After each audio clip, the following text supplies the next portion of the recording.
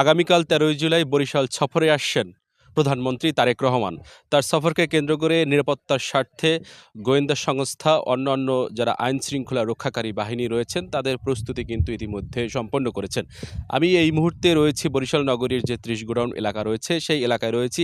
এখানেই আগামীকাল তারেক রহমান তিনি কিন্তু বৃক্ষরোপণ করবেন। সেই স্থানটি আপনাদের সরাসরি আমি দেখাতে চাচ্ছি। এখানে কিন্তু আ তার সফরকে কেন্দ্র করে কিন্তু বিভিন্ন আশপাশে খুব কঠোর নিরাপত্তা আমরা দেখেছি। পুলিশ প্রশাসন রয়েছেন, তারা কিন্তু এলাকাটি একদম নিরাপত্তার চাদরে ঘিরে রেখেছে। তবে আরেকটু যদি আমি বলতে চাই, প্রধানমন্ত্রী নির্ধারিত যে কর্মসূচি রয়েছে, তিনি কিন্তু আগামীকাল সকালে সড়ক পথে ঢাকা থেকে বরিশালের উদ্দেশ্যে রওনা হবেন। প্রথমে গৌরনদী বাটাজোরে বৃক্ষরোপণ কর্মসূচিতে অংশ নেবেন। এরপর বরিশাল নগরের এই যে ৩০ গোডাউন এলাকা, বধ্যভূমি এলাকা রয়েছে, এখানে আরেকটি বৃক্ষরোপণ কর্মসূচিতে তিনি অংশগ্রহণ করবেন। এরপরে কিন্তু সার্কিট হাউস রয়েছে, সেখানে সংক্ষিপ্ত বিরতির পরে বিকেল ৩টায় বরিশাল যে জেলা শিল্পকলা একাডেমি রয়েছে, সেখানে বিএনপির তার দলের যে সাংগঠনিক সভা রয়েছে, সেই সভায় তিনি অংশগ্রহণ করবেন এবং সেখানে অংশগ্রহণ শেষে কিন্তু তিনি ঢাকার উদ্দেশ্যে রওনা করবেন।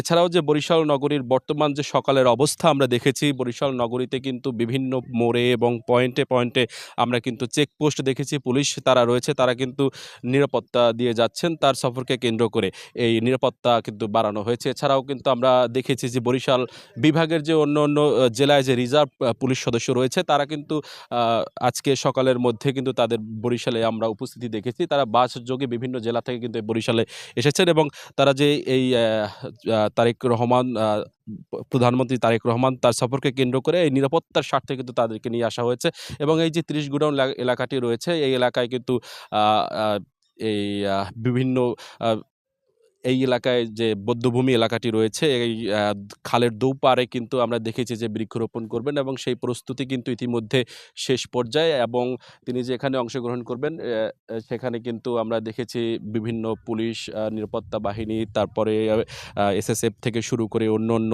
যে নিরাপত্তা আহ যারা দিবেন এবং তাদের কিন্তু আমরা এই সকাল থেকেই এই এলাকাটিতে সাধারণ মানুষের জনসমাগম যাতে কম হয় সেই দিকটা কিন্তু আমরা দেখেছি খুব কঠোরভাবে তারা নিয়ন্ত্রণ করছেন এবং জেলা শিল্পকলা একাডেমি যেখানে সাংগঠনিক সভা হওয়ার কথা রয়েছে, সেখানেও কিন্তু আমরা খুব সকাল থেকে দেখেছি যে সেই এলাকাটিও কিন্তু নিরাপত্তার মধ্যে নিয়ে আসা হয়েছে। এছাড়াও আমি যদি আরেকটু বলে রাখতে চাই যে এই তারেক রহমান আগমনের ঠিকই আগে কিন্তু আমরা দেখেছি যে বরিশাল চরকাও এলাকা রয়েছে, সেখানে কিন্তু তার যে বাবার একটি খনন করা স্বনির্ভর খাল রয়েছে, সেই খাল কিন্তু খনন করা হয়েছিল এবং সেখানে কর্মসূচির কথা আমরা শুনেছিলাম যাওয়ার কথা। তবে এখন পর্যন্ত যে কর্মসূচি রয়েছে সেই কর্মসূচির মধ্যে তার সেই স্থানে পরিদর্শন করার জন্য কোনো স্পষ্ট বার্তা আমরা পাইনি।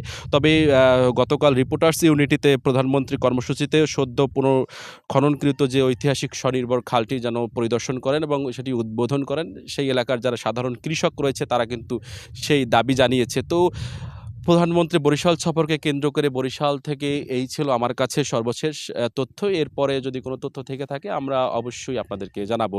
ধন্যবাদ। আমি বরিশাল থেকে সুকান্ত যুক্ত হয়েছিলাম আপনাদের সঙ্গে।